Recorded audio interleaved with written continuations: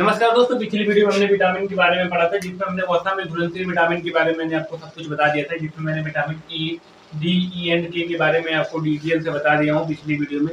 ये रहा वीडियो, इसका लिंक मैंने नीचे डाल दिया है। ठीक, आज हम पढ़ेंगे जल में घुलनशील विटामिन के बारे में, जिसमें हम पढ़ेंगे विटामिन बी कॉम्प्लेक्स, जिसमें B1, B2, B3, B5, B6, B7, B9 and B12 है। और विटामिन सी के बारे में पढ़ेंगे जो जल में घुलनशील होता है। ठीक, देखिए विटामिन सी क्या होता है। विटामिन सी जो हमारे मूत्र के माध्यम से बाहर निकल जाते हैं उन्हीं को विटामिन बी बोलते हैं, ठीक, जिनको हमें डेली अपने फूड आहार में लेना जरूरी होता है, ठीक, क्योंकि ये हमारे मूत्र से बाहर निकल जाते हैं और हमारे शरीर को कोई नुकसान नहीं पहुंचाते। ठीक, तो चलिए हम पढ़ते हैं जल में घुलनशील विटामिन के बारे में, जिसमें हम पढ़ेंगे सबसे पहले B1 के बारे में। देखिए B1 का जो रासायनिक नाम है उसको हम थायमीन बोलते हैं। ठीक, B1 का जो रासायनिक नाम है उसको हम थायमीन बोलते हैं।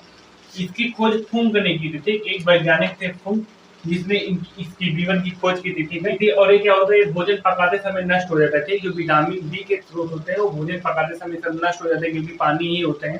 ठीक है, इसके कार्य क्या है, देखिए विटामिन B1 के कार्य है तंत्रिका, कोशिका, पाचन तंत्र एवं भूख को समान रखता है। ठीक, विटामिन बी जो हमारे सेल्स होते हैं उनको कंट्रोल करता है। ठीक, एवं हमारे पाचन एवं भूख सिस्टम को, भूख को समान रखता है, जिससे हमको ज्यादा ना भूख लगती है और ना ही ज्यादा हमको खाने का मन करता है। ठीक, इसके स्रोत क्या है, इसके स्रोत है ईस्ट, चावल, गेहूं, सेम, सोयाबीन, दूध। ठीक, विटामिन B1 के स्रोत है ईस्ट, चावल, गेहूं, सेम, सोयाबीन, जिसको हमें अपने आहार में लेना जरूरी है। ठीक है, इसकी कमी से कौन सा रोग होगा, देखिए विटामिन B1 की कमी से आपको बेरी रोग होता है। आप बहुत से सुने होंगे कि विटामिन B1 की कमी से बेरी रोग होता है, जिसके कारण क्या होता है कि हमको भूख नहीं लगती। ठीक, बेरी रोग के कारण हमको भूख नहीं लगती और हमारे सिर में दर्द होता है या पैरों में दर्द होता है, पैरों में झुंझुनाहट होती है। ठीक, तो अगर विटामिन B1 की कमी है तो आप इस स्रोत है उनका, इस स्रोत से आप उसको कंप्लीट कर सकते हैं।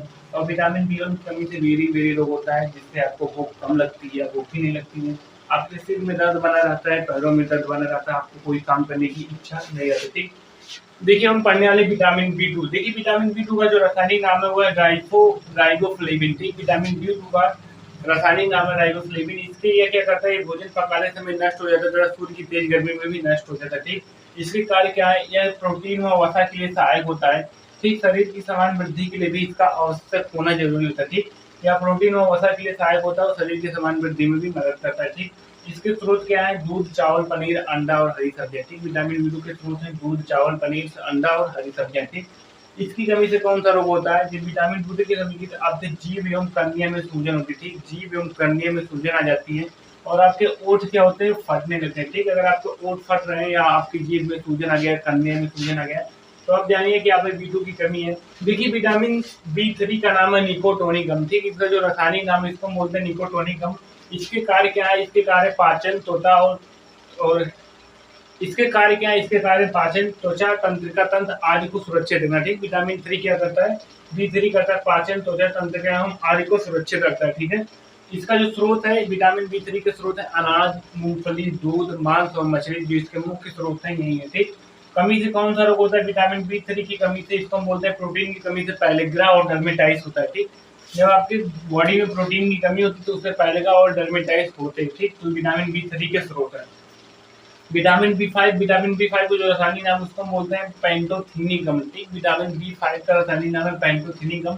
ये जो मैं आपको रासायनिक नाम बता रहा हूँ ऐसे ही नहीं बता रहा हूँ, क्योंकि यही सब सवाल आपसे क्वेश्चन में करते हैं कि B3 का क्या रासायनिक नाम है, B5 का क्या रासायनिक नाम है, B7 का क्या है, तो इसलिए मैं आपको बताते हुए चला हूँ। ठीक, इसके जो कार्य है क्या करते हैं, कोएंजाइम ए का मुख्य घटक है। ठीक, जो विटामिन B5 है कोएंजाइम का मुख्य घटक है, ये हमारे श्वसन तंत्र, कोशिका और तंत्रिका तंत्र की सुरक्षा रखने के लिए होता है। ठीक, ये क्या करता है, कोएंजाइम एक मुख्य घटक और श्वसन तंत्र, कोशिका एवं तंत्रिका तंत्र की सुरक्षा करता है। ठीक, इसके जो स्रोत है दूध, मूंगफली, टमाटर, अंडे आदि, जो इसके मुख्य स्रोत हैं, दूध हो गया, मूंगफली हो गया, टमाटर हो गया, अंडे हो गया आदि। ठीक, इसके कमी से कौन सा रोग होता है, इसकी कमी से एनीमिया रोग होता है। ठीक, एनीमिया का नाम आपने बहुत सुना होगा, तो विटामिन B5 की कमी से एनीमिया रोग होता है। ठीक, देखिए हम जानते हैं विटामिन B7 के बारे में। देखिए विटामिन B7 का जो रासायनिक नाम है वो बायोटीन है।